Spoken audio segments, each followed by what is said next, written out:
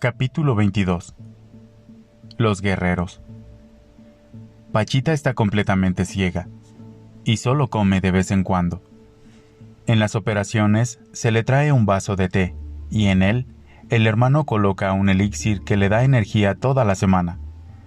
En un monólogo que duró varias horas, Armando me dio su particular visión de la obra. Es un camino lleno de pruebas tremendas, las 24 horas. Y lo que tú debes comprender es que alrededor de Pachita conviven los extremos de la condición humana. Por un lado el materialismo más egoísta y por el otro la santidad espiritual. Aquí ves todo lo que se puede ver. Y ese es un regalo magnífico.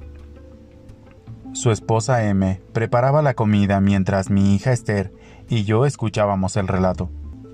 Hace 19 años que trabajo con ella. Y si no fuera por mi orgullo, ya estaría muerto. Es necesario ser un verdadero guerrero, y no existe posibilidad de echarse para atrás una vez iniciado. Hace muchos años, íbamos al campo para hacer entregas. Si venía un enfermo con un daño, y el hermano lo operaba en el plano físico, después era necesario cortar la conexión espiritual con la entidad que lo había evocado. Nos citaban en una montaña, un valle o junto a un río, y entonces debíamos luchar. Casi siempre nos pedían una doncella virgen a cambio del daño, y por supuesto nos negábamos. Un día Pachita fue alcanzada por una flecha que penetró en su cabeza. Su masa encefálica salía por el orificio craneal, y aquí en mi brazo derecho cayó muerta, pero el hermano la salvó. Aunque yo sé que a partir de ese momento ha permanecido muerta. De eso ya llovió. Fue hace 18 años. Pero esos son los beneficios de la verdadera mediumnidad. Quiero decir que el cuerpo se vuelve inmune. En cambio, yo pedí ser consciente, y tengo que pagarlo con mi cuerpo. ¿Cómo? Sí, hombre. Cuando Pachita cae en trance, vive en el astral. Mientras su cuerpo tiene una protección absoluta. Si alguien lo despedaza, el hermano lo reconstruye. Yo, en cambio, debo cuidarme solo. Y aunque tengo protector, pedí mantener mi conciencia durante mis trabajos. ¿Tú curas? Me han otorgado dones y otros los he tenido que ganar. Yo vivía con un daño terrible que una mujer me hizo. Durante 8 años no pude tocar mujer, y nadie me lograba curar hasta que fui a ver a Pachita. Ella me extrajo un daño de 30 centímetros, y cuando adquirió forma, se convirtió en un bellísimo cuerpo de mujer. A partir de ese momento empezó mi aprendizaje. Por las noches, alguien venía a visitarme y me preparaba con fuerzas para resistir la energía del hermano. Imagínate. Yo me acostaba en mi cama, y de repente alguien tomaba mi pierna y me la doblaba dándole un masaje. Después mi brazo, y mi espalda, y mi cuello. Durante 1 año y medio, entre las 12 y las 2 de la mañana, venían a prepararme físicamente. Después algo aparecía en la esquina de mi cuarto, y me lanzaba flechas. Yo nada más veía cómo la cuerda de un arco se empezaba a tensar, y una flecha era colocada y después disparada. Apuntaban en dirección de mi cabeza, y las flechas penetraban entre mi cerebro y mi cerebelo. ¿Para qué? Eso era un procedimiento para enseñarme a resistir los ataques. Yo debía sobrevivir y probaban mi fuerza. Un día después de 2 años de lanzarme flechas, alguien me entregó mis armas. Me colocaron con los brazos extendidos y me cargaron los antebrazos con machetes, flechas, arcos. Tuve que vigilar mis armas durante 24 horas sin pestañear. Cuando iba a ver al hermano, él siempre sabía lo que me había ocurrido. ¿Cómo estás, Armando?, me preguntaba. ¿Cuidaste tu guarnición?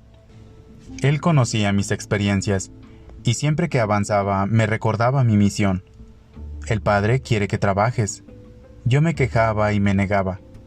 Me gustan las mujeres, y soy cómodo e irresponsable, y no me merezco los dones, y no puedo. Y no sé qué otras cosas le decía, pero él siempre me contestaba que de los 100 servidores yo había sido tocado con el pincel más fino.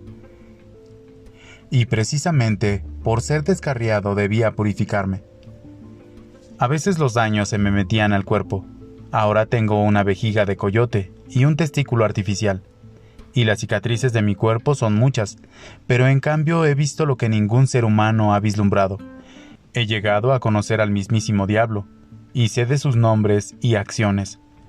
Un día fuimos a una entrega muy peligrosa. Debíamos entrar a una casa resguardada por una reja de hierro. Nadie podía entrar a través de ella y no teníamos forma de abrirla. Pachita se relajó y bajó del coche, y atravesó la reja con su cuerpo como si los barrotes fueran luz. En aquel entonces vivíamos en la pobreza. Pachita vendía billetes de lotería en las calles, y yo aprendía del hermano, y de ella misma. Una noche me dijo que junto a un árbol, en el patio de mi casa, algo asombroso me sucedería. Llegué a mi hogar, y al salir al patio sentí que alguien me observaba desde la azotea. Me dio un miedo terrible, y ni siquiera me atreví a voltear para arriba. Durante más de un mes salía al patio y siempre sentía la presencia observándome. Un día me atreví y vislumbré un cuerpo gigantesco. «¿Quién eres?», le pregunté después de hacer acopio de valor. «Te esperaba», me contestó aquello. «Te esperaba, pues soy tu protector». Subí la escalera y al llegar a la azotea lo vi. Tenía más de 3 metros de altura y me colocó su túnica. Desde ese día conocí a mi protector, y él me cuida. Tú también conocerás al tuyo, aunque no dudo que ya lo tengas. Poco a poco fui adquiriendo dones. Al llegar a mi casa me bastaba voltear a ver un sillón para saber quién se había sentado en él, y empecé a ver a los médicos que operaban en el recinto. Cuauhtémoc tiene un porte impresionante. Cuando tenía 13 años de edad, una epidemia azotó al pueblo azteca. Una voz lo instruyó para hacer una vacuna y la presentó al consejo de ancianos de su pueblo. Tenía en ese entonces 1,86 metros de altura. El consejo se asombró de la sabiduría del joven, y a partir de ese momento lo espiaron para saber el origen de la misma. Cuauhtémoc les decía que los mensajes le venían del dios Sol, y ellos lo creyeron. Cuando su tío murió, lo hicieron rey. Capítulo 23. Quetzalcóatl.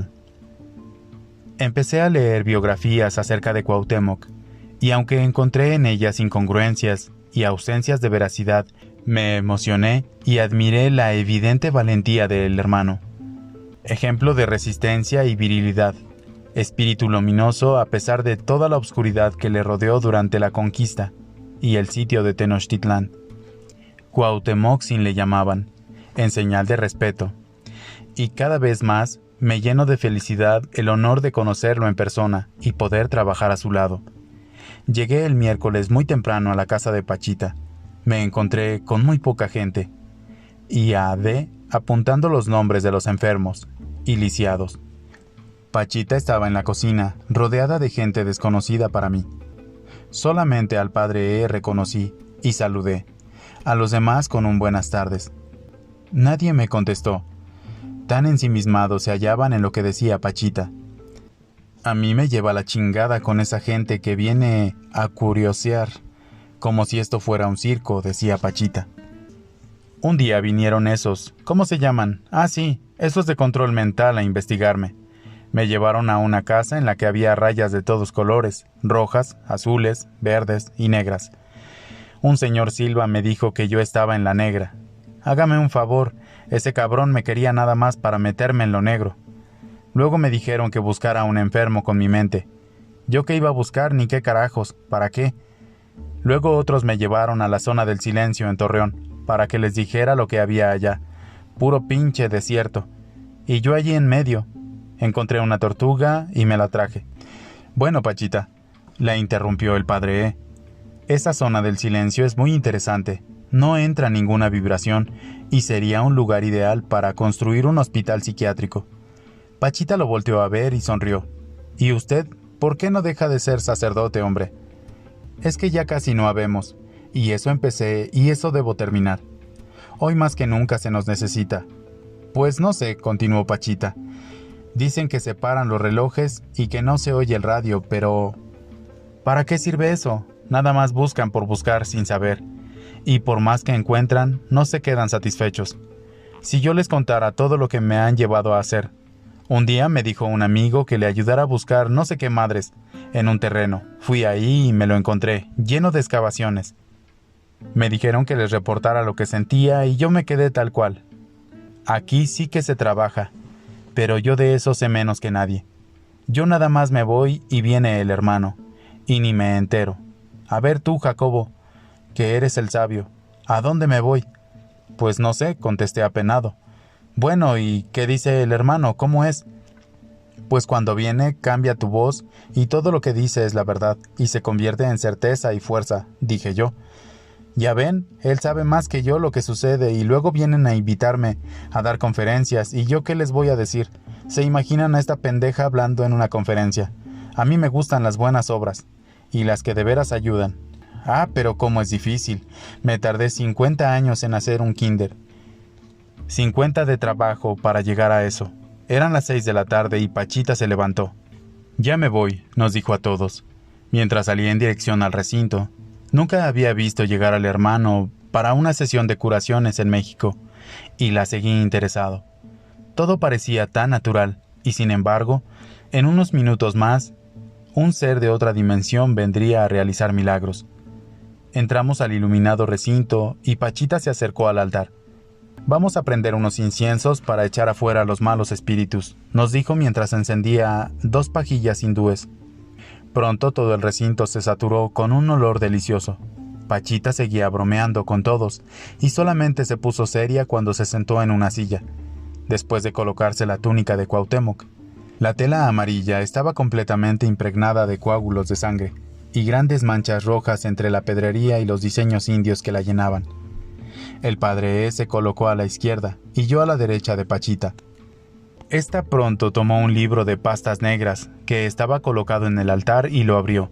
Grandes letras lo llenaban, y yo alcancé a leer una oración. Se trataba de un libro religioso que me hizo recordar una Biblia en hebreo que deseaba regalarle al hermano. El padre E se acercó y comentó la rareza de la edición. «Ya no se hacen más de estos libros», dijo emocionado. Pachita cerró el libro y sus ojos y empezó a rezar en voz alta. El padre E comentó que sentía un cosquilleo en su oreja izquierda, y Pachita confirmó que era la señal de la inminente llegada del hermano. «Yo siento», dijo, «cosquillas en ambas orejas». Candelaria se colocó detrás de Pachita, y cuando ésta entró en convulsiones, Cande empezó a rezar en voz alta. Pachita se retorció unos segundos y después bostezó. Su cuerpo parecía estar ajustándose al manejo de un nuevo ser y equilibrándose y llenándose con su presencia. Volvió a retorcerse unos segundos, a bostezar, y Candelaria continuó con su rezo. Alguien apagó la luz, descorrió las cortinas y pidió silencio. De pronto, tocaron la puerta, y Cande volvió a insistir en la necesidad de mantener silencio. Por fin el brazo derecho de Pachita se levantó, y una voz intensa y viril a través de su boca. «Los saludo, queridos hermanos. En el nombre del Padre, yo te saludo», le dije confiadamente. «En el mismo nombre yo te respondo, mi pequeño». El padre se acercó a preguntar si la indicación de Pachita de dejar el sacerdocio era una señal. «No, buen hombre», le respondió Cuauhtémoc. «Tú ya conoces a mi carne y sus bromas. No te preocupes por eso, y sigue con tu bella obra». «¿Qué es lo que tenemos, mis cariñosos hermanos?» D se aproximó y mencionó 22 o 23 consultas apuntadas. «Bueno, vamos a comenzar». Una viejecita con un huevo en su mano derecha se aproximó al hermano y le pidió ayuda. Yo no me pude contener. Le acaricié su cabello cano mientras Cuauhtémoc la revisaba y recetaba unas hierbas para sus dolencias. «Los viejecitos son como los niños», le dije al hermano al despedir a la mujer, y él entonces asintió. Yo me había acostumbrado a ir hacia la cortina y acompañar al siguiente enfermo y presentárselo al hermano, pero Candelaria me lo prohibió. «Estás alterando la energía», me dijo muy seria. «Estiras los cordones y no debes hacerlo». Permanecí el resto de la sesión junto al hermano.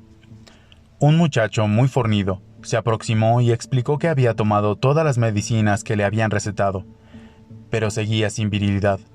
El hermano enfocó su atención en la zona genital del muchacho y le pidió que esperara afuera. porque lo tenía que operar. Eso es un daño, me dijo Cuauhtémoc más tarde. Yo quería aprender a diferenciar los daños de otras dolencias, y la siguiente persona me dio la oportunidad de hacerlo. La misma mujer que había venido una vez anterior, aquella que la mirada perdida y despidiendo un olor insoportable, fue traída a rastras sobre una silla. Era impresionante su abandono y quejidos. El hermano se puso de pie y la recibió muy serio. Que se pare por sí misma, ordenó a sus acompañantes. Que se defienda y sepa que lo que tiene viene de afuera. La mujer giró sus ojos y cabeza y no respondía. Quítatelo. No es de dentro sino de fuera. Hazlo por tus hijos. La mujer volteó al hermano, y el loco girar de sus ojos disminuyó por un instante. Se paró de la silla y empezó a hablar. Me duele el cerebro y no puedo pensar, y me hago en los calzones. Ayúdame, por favor. Miren, les dijo Cuauhtémoc a los acompañantes. Frótense las palmas de las manos y denle luz, y ordenen a la entidad que salga del cuerpo de esta pobre mujer. Me la van a traer el viernes a las 12 de la noche para operarla. A mí me empezó a doler el cuello, y me lo froté varias veces sin éxito. El hermano me vio y me dijo que eso pasaba por poner tanta atención en los daños. No los mires, me dijo mientras me daba un masaje en el cuello. La diferenciación está en el propio cuerpo y sus sensaciones. Pensé recordando a José, su técnica psicoanalítica. Una pareja de ancianos penetró al recinto. El marido informó que su esposa tenía malos los riñones y que los médicos no encontraban solución para su caso. Mientras el hermano atendía a la mujer, el esposo me hizo una seña para acercarme a él. Me susurró en voz baja que era cáncer, pero que no le querían decir a su esposa.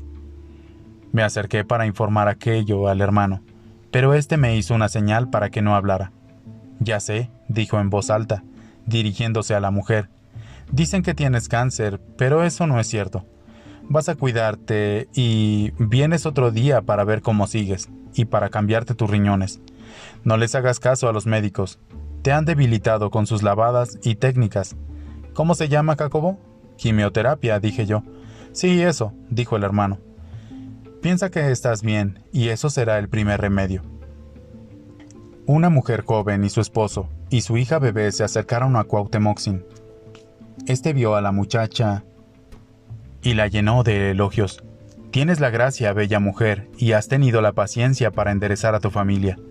Traía 3 huevos y el hermano tomó uno para limpiar a la mujer. Sigue como vas y todo te irá bien, le decía mientras frotaba su cuerpo con el huevo. El bebé se había quejado y el hermano se rió. No me quiere esta pequeñita, dijo. Tomó en sus brazos a la niña y ésta siguió protestando. También la frotó con el otro huevo y lo mismo hizo con el marido. Me duele el pecho y temo que tenga malo el corazón, le dijo este asustado. Tu corazón está bien, aunque un poco lento. No te morirás de eso, sino de otra cosa. Y más vale hacerle caso a tu mujercita, que ella sí sabe lo que hace. El siguiente paciente me impresionó. Una mujer de mediana edad, lentes oscuros, labios violáceos y manos marmóreas, pidió ayuda. Me siento muy mal de todo. Vengo de Guadalajara. Recomendada. Cuauhtémoc la reconoció y le recetó unas hierbas. Ya puedes irte, mujer. Eso te curará. Dame tu bendición en mi espalda. Persignadme con tus manos. No, mujer. Toma los remedios y eso te ayudará. La mujer tomó las manos de Pachita y se las colocó en sus hombros. Dame tu bendición, dijo en tono de orden. Cuauhtémoc lo hizo y al irse la mujer me volteó a ver. No me gusta esto realmente, no me gusta hacer eso. Una mujer vestida en forma muy elegante se presentó después. Dijo tener muy bajos sus glóbulos rojos, sufrir debilidad y dolores abdominales. ¿Tienes gases? La mujer me volteó a ver y se ruborizó, luego afirmó con la cabeza. El hermano la hizo voltearse y vio su espalda. A mí me dio la impresión de que un aparato de rayos X se había puesto a funcionar. Veo unas plaquetas muy peligrosas en tus pulmones, dijo Cuauhtémoc. Debes dejar de fumar. Y venir el viernes para operarte. ¿Y mis glóbulos rojos? El hermano tomó una de sus manos de la mujer y con un dedo pareció lanzar algo sobre la palma. Están un poco bajos, pero no tanto, dijo. Ven el viernes. Una muchacha joven de labios delgados y aristócratas susurró sus dolencias. Pareció no querer decir lo que tenía, y después de salir, volvió a entrar acompañada de Memo, quien nos dijo que le daba pena hablar enfrente de mí. Me aparté y la muchacha habló de problemas con su menstruación. El hermano le dio un remedio, y al salir y acercarme, él bromeó conmigo. Vaya, me dijo, ni que fuera algo nuevo. Una madre traía a su niña. Dijo que no podía hablar. El hermano le preguntó su nombre, y la niña balbuceó algo ininteligible. Junto a nosotros había un invitado que curioso observaba las consultas. Interrumpió estas y le dijo a la mamá que él conocía una escuela especial, que podía ayudar a su hija. El hermano volteó a verlo con asombro, y no lo dejó seguir. Noté la confusión del hombre, mientras el hermano le recetó unas lenguas de pájaro para la niña. Habían acabado las consultas, y nos preparábamos para las operaciones. Aproveché el intervalo para decirle a Cuauhtémoc que estaba leyendo su biografía en varios libros, y le expresé mi gran admiración por su valentía. Nadie es veraz. Obtienen sus datos de fuentes dudosas, y no dicen la verdad. Tú dices la verdad porque describes lo que experimentas, y eso está muy bien. Mira, continuó, nunca hicimos sacrificios. Hacíamos lo que has visto. Detrás de cada símbolo teníamos un dios. Ustedes no son así, pero nosotros sí. Ese ustedes no lo entendí. Mi educación judía me había enseñado la existencia de un solo Dios, y no supe si se refería al judaísmo o a nuestra época. Tampoco morí ahorcado, continuó.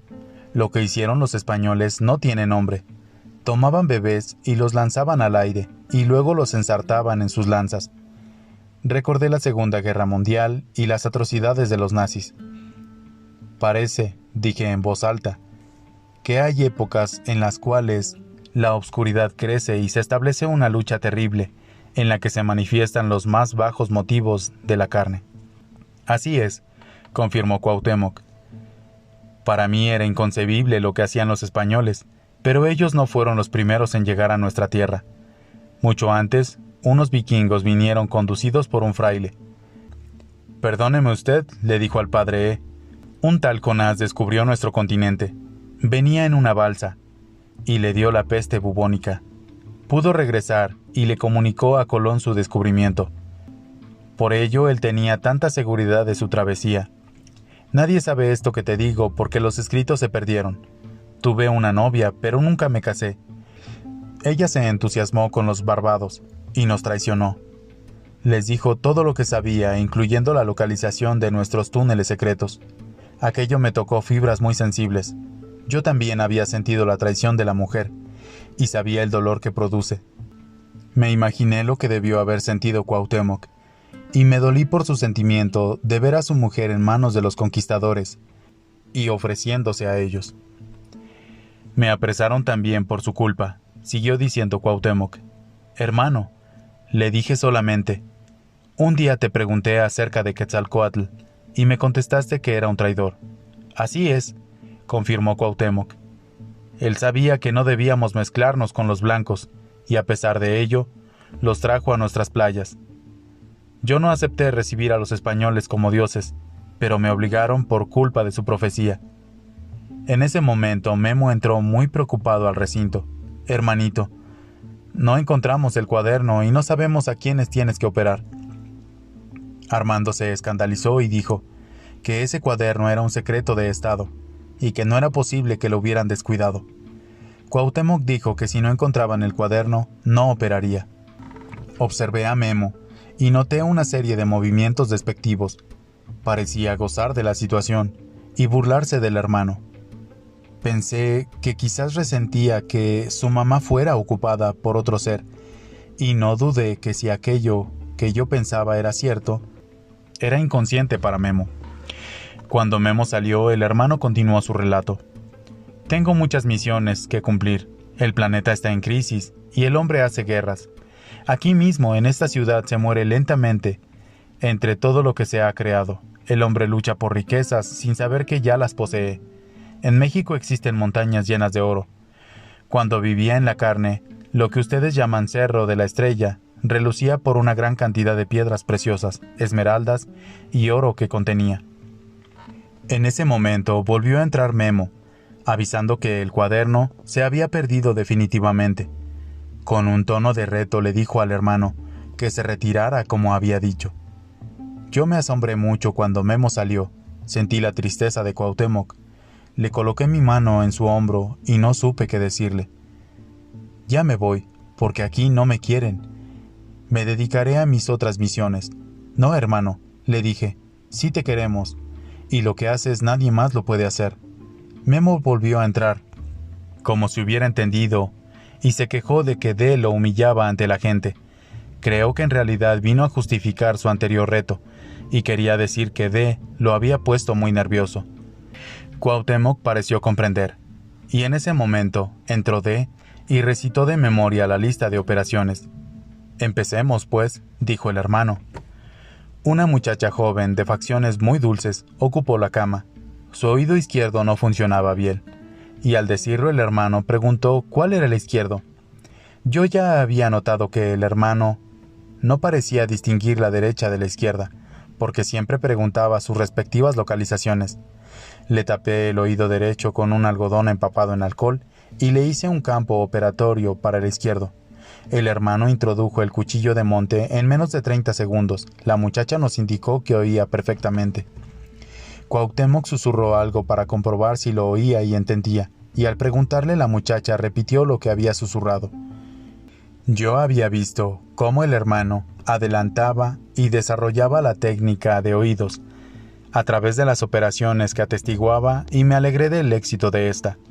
Me había costado mucho trabajo entender que Cuauhtémoc seguía aprendiendo y me di cuenta de que por fin yo lo aceptaba como un ser en constante desarrollo y expansión. Después pasaron a una mujer con problemas renales. Como en las otras ocasiones, el cuchillo abrió 2 grandes incisiones en las partes laterales de la espalda, y 2 riñones fueron colocados sobre la piel para después penetrar a las cavidades. Saturé las heridas como siempre. Estas se cerraron inmediatamente. La siguiente operación fue un muchacho con problemas pulmonares. Fue extraordinario lo que sucedió, y me gustaría relatarlo con detalle. El joven tenía cáncer en el pulmón derecho, y se le había fortalecido para ese momento. Lo acostamos boca abajo, y mientras tomaba mi mano, el cuchillo abrió su espalda. El hermano pidió una sierra y cortó varias costillas. Yo oí el sonido del roce del metal con el hueso, y me asombré de la rapidez y precisión del corte. Definitivamente no era una sierra la que lo hacía, pues casi no se movía. Era otra cosa la que cortaba. De la mesilla colocada a su izquierda, Cuauhtémoc tomó un tejido y lo llevó a la boca de Pachita. Oí cómo el aire penetraba al tejido y cómo el hermano le hablaba como si aquella masa rojiza entendiera. Después, el pulmón por ser injertado fue colocado en la incisión, introducido a través de esta con la ayuda del cuchillo. En un santiamén fue absorbido en el interior del cuerpo. Le pregunté al muchacho cómo se sentía y me contestó que muy bien. ¿Cómo respiras? Como nuevo. No había habido dolor, y mientras llevaba al operado para reposar, interrogué al hermano. ¿Cómo puede conectarse tan rápido? Mira, Jacobo, me empezó a contestar. Para ustedes el tejido que injerto está muerto, pero para mí está vivo. Lo que hago es abrir la membrana del tejido, por injertar, y la acomodo en contacto con el tejido interno. Después las 2 membranas se conectan y se pegan entre sí. Eso pone a funcionar el nuevo pulmón. Un joven en una silla de ruedas fue introducido al recinto. En el momento de verlo, el hermano le dijo que era inocente y que se curaría. Lo acostamos boca abajo. El hermano localizó la columna y penetró en ella con el cuchillo. Le pidió a Armando que se fijara en las piernas del joven, y él pidió a este que las moviera. Después realizó un giro con el cuchillo e introdujo algo en la médula. Volvió a pedir movimientos y las piernas obedecieron la orden. «Te curarás completamente, buen hombre», le dijo de nuevo Cuauhtémoc al hombre. La siguiente enferma fue toda una prueba. Era una mujer muy obesa y de ademanes toscos. La acostamos boca arriba y el hermano dijo que su mal era venéreo. Yo sentí una repulsión involuntaria y rogué que el hermano no me hiciera tocar los genitales de la mujer. Con el cuchillo abrió cerca de la zona genital y, como si hubiera escuchado mis pensamientos, me tomó la mano y la introdujo en la herida que había practicado. Tuve que superar mi asco y de pronto sentí cariño por la mujer y me sobrepuse. Saturé la herida y la vendé deseando que se aliviara. Al muchacho del pulmón lo habían acostado al lado de los altares y al terminar la operación de la mujer le preguntó cómo respiraba. «Bien, me siento muy bien», contestó el joven. Después trajeron al muchacho del daño genital. Armando dijo que eso no podía considerarse un daño, en forma, sino más bien una travesura. El hermano abrió cerca de los testículos y me hizo tocar un tejido parecido a un pergamino envuelto. «¿Lo saco?», pregunté con curiosidad. «No, hombre, si lo haces, lo dejarás sin miembro». Armando colocó un papel negro abierto y el hermano puso en él el daño. «Cuidado», le recomendó, «cuidado con él porque no tardará en cobrar vida». Yo empecé a vendar al muchacho y el hermano se paró de su silla y se sentó en otra colocada cerca del altar. «Me despido de ustedes», dijo, «porque debo cumplir otras misiones. Un huracán se acerca a México y los huracanes traen terremotos». Yo seguía vendando y noté algo extraño. Pachita no volvía y de pronto su cuerpo se levantó de la silla y empezó a gritar. «¡Chinguen a su madre todos, porque los voy a matar!». Vi como la mano de Pachita buscaba el cuchillo y se acercaba al enfermo que todavía no acababa yo de vendar. Lo protegí con mi cuerpo mientras Armando y el padre abrazaban el cuerpo de Pachita y le daban luz. Por fin regresó Pachita y yo envolví al operado en la sábana. Zeta empezó a bromear junto con Armando. Contaban que en ocasiones anteriores, en las que un daño se había introducido en el cuerpo de Pachita y les había pegado. A mí no me pareció tan gracioso lo que decían, pero su espíritu festivo aligeró la tensión que se había formado. Me sentía agotado y me senté junto a Pachita a descansar. Ella me volteó a ver y le dijo a Armando que yo tenía algo especial. «Tiene un hueso muy especial, y la primera vez que lo vi sentí que yo lo conocía desde hace mucho tiempo». «Claro», dijo Armando.